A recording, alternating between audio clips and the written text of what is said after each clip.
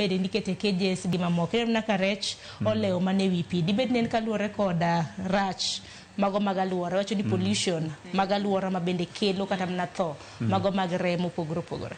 Kata kiweyo Lake Victoria dongi nya paro Thika Road ka nya paro town ntie pi ne donjo nyaka ute to kane waduogo ng'i adier ni drainage systems wane rat nikech Uhuru Bag ng'enye hii koro pi biro to ok dhi koro yudo ko gudore kanyo ma koro donjo nyaka ot koro Uhuru Bag osebedo mang'eny to kendo nen alternative to lakini osechako bedo amendments monego be ni koro wachako ng'iyo kaka wadhi to Nyamuri wacho ka maber ni nitiere alternatives to alternatives gi ok chuno ni nyaka wadhi wang'iewogi.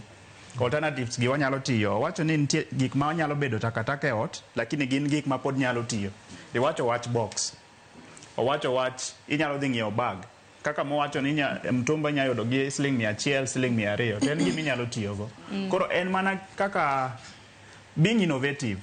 Owado nowacho ni being innovative ok ni pesa wabedo innovative kasto wach pesa no wang'iyo bang'e. Erokamano ahinya bende wang'e ne okang' machielo koro walok Tanganyika koro Ngajwang'.